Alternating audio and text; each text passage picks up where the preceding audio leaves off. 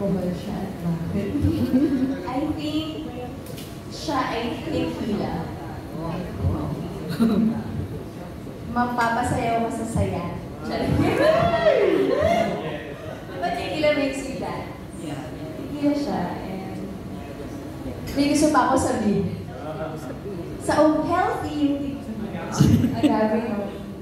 So, malakas ang tama. Malakas ang tama. Mainit sa katawan. Hoy!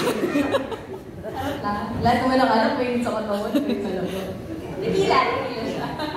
Okay, for Diego, kung sa next relationship mo, anong gusto mong type ng girl na i-describe mo through type of alcohol?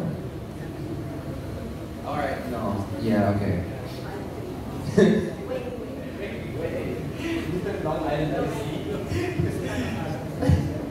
No, I think right now in my life, I'm looking for whiskey. Something that you have to drink slowly. You know, get the flavors of whatever hope it was casted in. Something you can't down, you can't chug. You have to enjoy the drink, take it slower else you get too drunk right away. And I think I want that stability in my life. If I do find, I mean, yeah, if I do find it. Not that I haven't found her, I just don't know if she's the whiskey. But yeah, that's what I want. Something chill. Dude, I'm 30. I'm 30 this year. Wala na pag getting younger, you know? I'm 30 now. I'm not looking for wing wing anymore. I'm not looking for Long Island iced tea anymore.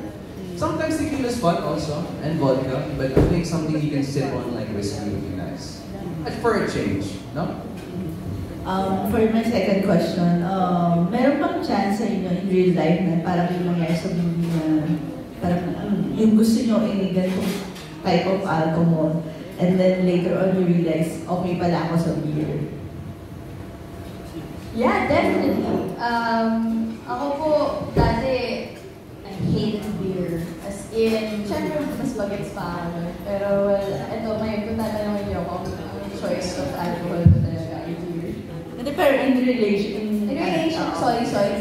Pagdating sa relasyon, parang Kinakabit ba namin sa alak? Hindi. hindi, like, parang ganito yung idea niya ng relationship and then you realize, okay na pala ako sa ganito. Ang preferences naman po ng tao, palagi nagbabago yan eh. It's your dedication and yung paninindigan mo sa choice mo, yun yung nagmamatter. So sometimes, gusto mo ng ibang alak, pero committed ka dito eh. Ito na yung pinili mo, kumbaga. So, mag-stick ka na dyan. Kasi bukas, pag uminom ka pa ng ibang alak, may hangover ka for sure. Oo. But stick to one alcohol for the night. Tomorrow you won't get a hangover. I think that's also how it is for relationships. Walang sakit ng ulo kung sa isang tao lang pagkakaan. How about it? Don't know. I really don't. I think I've stood in front of you guys before and said, I don't want a relationship. It's 2 months later, you see me with somebody on social media. So at this point in time, I'd like to I plead the fifth, and I'd just rather not say anything, because it always changes. I think I know what I want, but let's see.